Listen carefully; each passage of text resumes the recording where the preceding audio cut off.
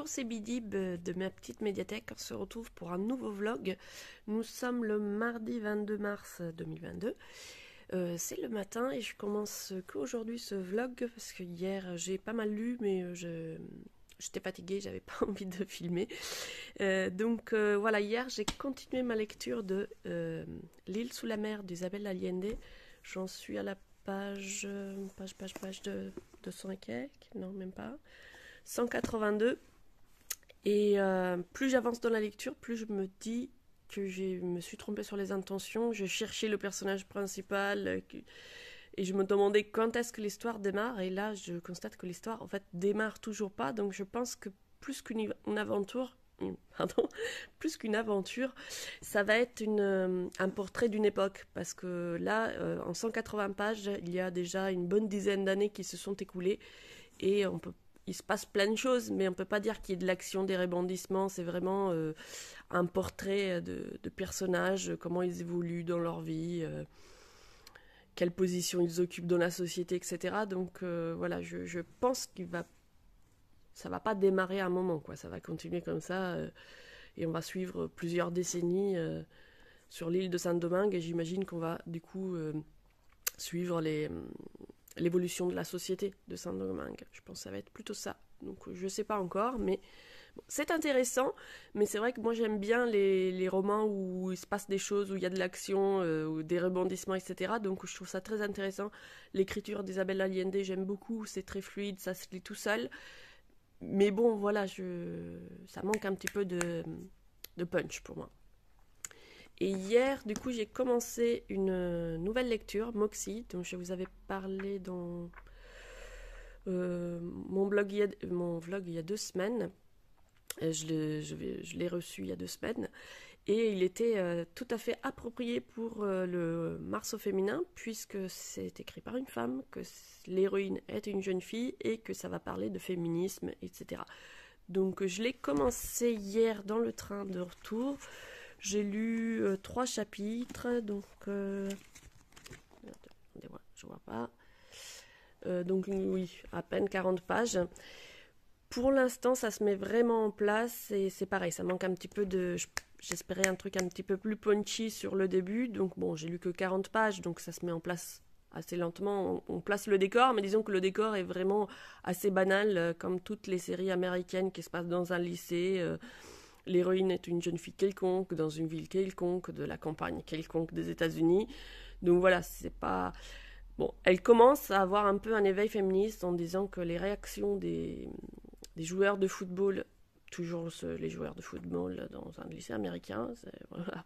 On est vraiment dans le cliché pour l'instant, quoi. On a tous les clichés et l'héroïne commence justement un peu à se rebeller contre ces clichés de joueurs de football hyper macho, et puis les jeunes filles qui crient chacune de leur simagrée, et donc voilà, on sent qu'elle va se rebeller, mais pour l'instant il se passe pas grand chose. Donc j'imagine que ça commence là avec le chapitre prochain. Il devrait se passer un peu plus de choses, mais bon, pour l'instant on est vraiment dans le cliché, quoi, de la série américaine qui se passe dans un lycée d'une petite ville de campagne, quoi.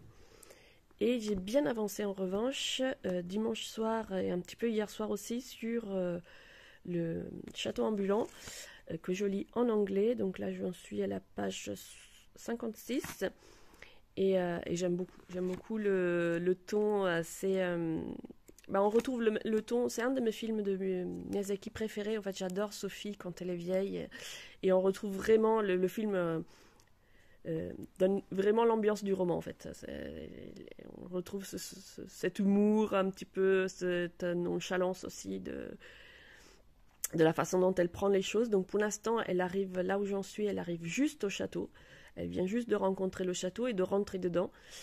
Puis j'ai piqué du nez, donc j'ai pas fini le chapitre. Mais j'aime beaucoup l'ambiance. Et puis l'écriture est facile. Je lis du coup en anglais, et ça va. Il y a 2-3 mots où je ne savais pas trop ce que ça voulait dire, mais avec le contexte, on s'en sort. Et c'est agréable à lire. Voilà, si vous voulez vous lancer dans la lecture en anglais, mais que vous ne vous sentez pas très à l'aise, c'est un livre idéal pour ça. C'est un livre jeunesse, et le langage est vraiment facile à suivre. Donc voilà pour les lectures de ce début de semaine. Je vous reprendrai plus tard pour un petit update. Coucou, nous sommes mercredi en fin d'après-midi. Il fait super beau. Je me suis installée au jardin, profiter un petit peu de cette magnifique journée. Je commence une nouvelle lecture encore, alors que j'étais en train de me dire justement que j'avais un peu trop de lecture en cours et finalement je me lance dans Mémoire de la forêt qui était dans ma palle et que je pensais lire un petit peu plus tard. Mais Alex Bouquin en Prada et Rêve ta vie en lecture organisent une lecture commune qui commence du coup aujourd'hui, mercredi 23 et qui va jusqu'au, je sais plus, 4 ou 6 avril. Et du coup, je me suis dit que ça pouvait être amusant de le lire à plusieurs et ça allait me motiver pour le sortir plus vite que prévu de ma palle. Donc je me lance. Mais je ne sais pas si j'arriverai à le finir à temps puisque j'ai déjà beaucoup trop de lecture en cours. Donc là, je vais lire au moins les 2-3 premiers chapitres pour voir un petit peu et décider ensuite si je continue avec les autres et que je mets un autre bouquin en pause ou si je le finirai plus tard. Bonjour tout le monde, je vous retrouve vendredi matin, il est à peu près 8h. Ce matin je ne travaille pas, je voulais m'installer sur le fauteuil mais bon, Héraclès en a fait son lit donc je vais mettre mon bureau. Je voulais faire un petit point sur les lectures. Alors j'ai pas eu hier, j'ai pas du tout eu... Enfin si, j'ai lu dans le train mais j'ai pas du tout avancé le soir. Je voulais continuer Mémoire de la forêt, commencer mercredi. Et donc mercredi j'ai lu... une bonne quarantaine de pages, donc voilà, je suis contente, j'ai bien avancé. C'était une lecture qui était initialement pas prévue, puis à l'occasion de la lecture commune, je me suis dit allez, je me lance, sauf que j'avais déjà le soir cette lecture de prévue, donc voilà, là je vais un petit peu alterner. Du coup, j'ai un peu pris du retard sur ma lecture en anglais, ça fait 2 jours que je n'ai pas lu en anglais, donc il va falloir que je me rattrape un petit peu aujourd'hui. Mais avant, je voulais vous présenter les petites choses que j'ai reçues. Donc, j'ai reçu le dernier numéro de Plantes et Santé, un magazine axé naturopathie, phytothérapie, etc., auquel j'étais abonnée il y a une bonne vingtaine d'années. Puis, je suis partie sur d'autres horizons. Et là, j'ai eu envie cette année de me réabonner. Donc là, c'est le 2e numéro que je reçois. Et j'aime beaucoup cette revue. Je suis très contente de l'avoir retrouvée. Parce qu'il y a vraiment plein de petits conseils, des idées, et ça se lit très bien. Il y a une alternance en 2 dossiers un peu plus complets avec des petites infos. Donc c'est vraiment très chouette. Si vous aimez les plantes et les soins naturels, je vous la conseille. Et j'ai reçu aussi le dernier numéro hors série de 4 saisons avec les animaux de nos jardins. Super numéro aussi avec plein d'infos sur... les animaux qu'on peut croiser dans nos jardins et comment les accueillir et favoriser la biodiversité. Donc c'est très chouette, ça va permettre de mieux connaître certains de ces animaux et d'identifier ceux que je croise dans mon jardin. Et puis j'ai aussi reçu une enveloppe des éditions Hachette. Alors je l'ai préouverte parce qu'avec une seule main c'est un peu compliqué, mais ça va être quand même la surprise parce que je ne me souviens pas du tout. Ah oui, Les Enchantresses. Alors je connais pas du tout l'auteur. Ça va être vraiment une découverte pour moi. Alors c'est le livre 2. Mais bon, c'est pas grave. J'ai l'habitude de commencer les séries par en cours. Je dirais même ma spécialité de commencer en cours. Donc voilà, j'avais envie de découvrir un petit peu ce genre de roman. Donc c'est super, merci aux éditions Hachette. Je vais mettre ça sur ma pile. Alors je vais pas le commencer tout de suite parce que j'ai déjà beaucoup de lectures en cours. Mais on va voir si je peux le caler début avril pour un peu de enchantement. Dans mes lectures, ça fait longtemps que j'ai pas lu ce genre de roman, donc voilà, c'est l'occasion. Coucou, petite vidéo rapide pour vous montrer un livre que je viens de recevoir par la poste, que j'avais commandé du coup d'occasion. Je l'avais repéré sur un blog, je me souviens plus chez qui je l'ai vu, mais il m'avait fait très envie et je me suis dit ça allait plaire aussi à Mimiko, donc je l'ai commandé, j'ai vraiment hâte de le feuilleter avec elle. A priori, il y a des petits tests, il y a des choses comme ça qu'on va pouvoir faire, des activités qu'on va pouvoir faire ensemble, donc ça peut être sympa.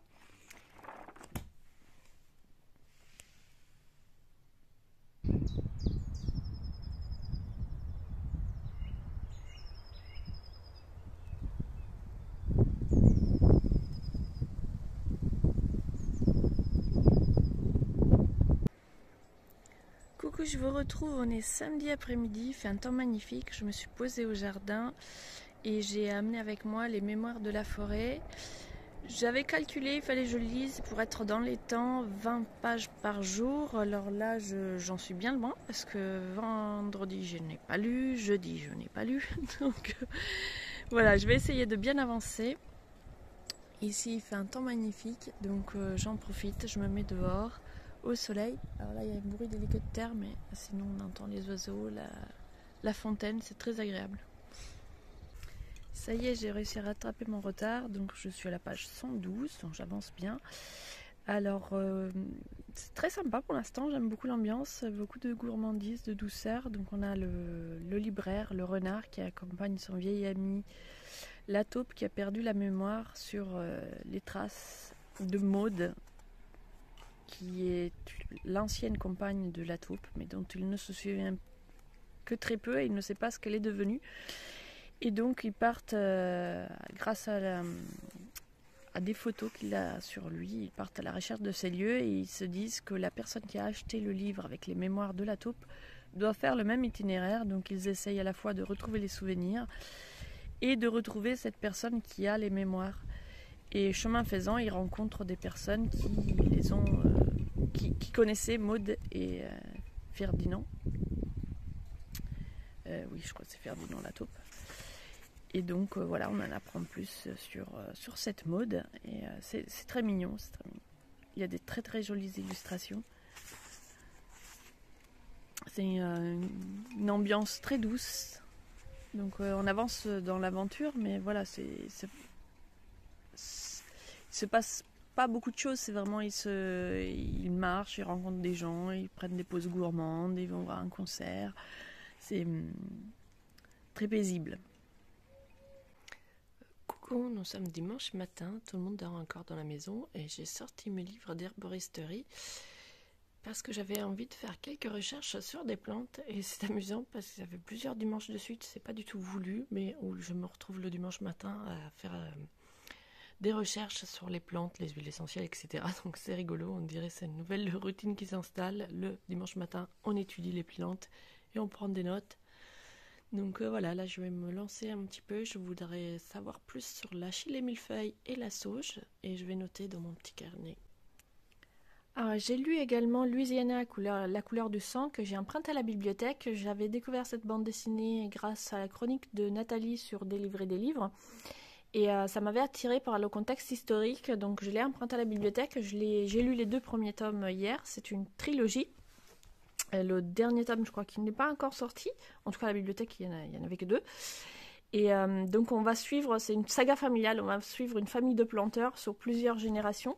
Ça s'ouvre avec dans les années 60. Voilà, nous sommes dans les années 60 et une vieille dame va décider de raconter son histoire, l'histoire de sa famille. Et donc, on repart en arrière dans le temps, au début du 19e. Et on découvre donc son père qui devient planteur et enfin donc pas du tout son père, son arrière-grand-père qui devient planteur. Et donc on suit toute la saga sur plusieurs générations. Et c'est assez intéressant parce que justement on voit l'évolution des personnages au fil du temps. Et ce que j'ai bien aimé, c'est que ça montre bien la complexité au fait des choses. Par exemple, on a cette héroïne que quand elle est jeune, elle a des positions assez tranchées, où elle est amie avec une esclave, et ensuite elle se fait une amie noire, etc. Et puis quand elle devient plus âgée, et que c'est son fils qui aura cet âge-là, elle va finalement avoir des réactions assez surprenantes, puisqu'on retrouve tout à fait le comportement de son père. Alors qu'elle s'était jurée qu'elle voulait pas que ses enfants ressemblent par exemple à son père et à son frère, etc. Et finalement, c'est elle qui va finir par leur ressembler. Donc c'est assez intéressant dans la façon dont les personnages sont construits, je trouve assez réaliste. Et c'est pas édulcoré. Et par contre, bon, c'est une lecture qui est assez difficile dans la mesure où, bon, voilà, c'est des propriétaires d'esclaves. Donc voilà, comment ils traitent les esclaves... c'est assez atroce, donc faut le savoir quand même pour être prêt à le lire, mais je trouve que c'est assez intéressant et puis ça montre voilà, l'histoire de cette région qui n'est pas une histoire tendre. Donc c'est intéressant. Je crois que j'ai dit un peu trop intéressant là dans le... J'ai du mal à trouver mes mots aujourd'hui. Bref, ça se termine les 2 volets. Donc on commence au début du 19e siècle et on passe toute une génération.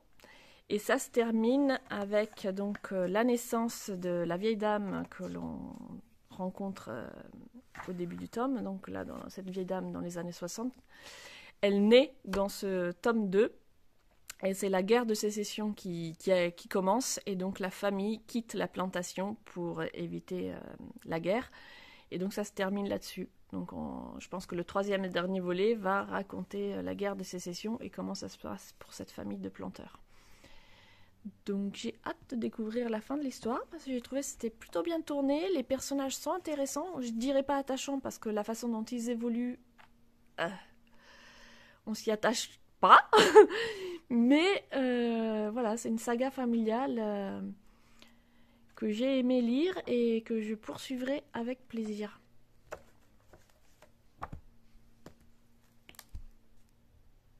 Petite vidéo de fin pour conclure ce vlog. J'aurais beaucoup moins lu que ce que j'avais prévu cette semaine, mais bon, c'est comme ça, on a fait d'autres choses à la place, on a fait de belles balades, donc c'était très chouette, on a profité du beau temps. Là, je vais encore sans doute lire un peu, puisque nous sommes dimanche en fin d'après-midi, qu'il me reste du temps. Donc, je ne sais pas encore sur quoi je vais jeter mon dévolu. Peut-être continuer les mémoires de la forêt, ou alors lire un des ouvrages que j'ai empruntés à la bibliothèque.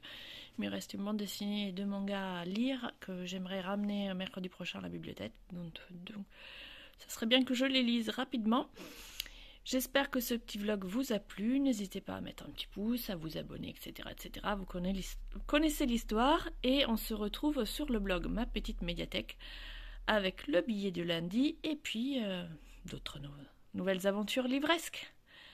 À bientôt!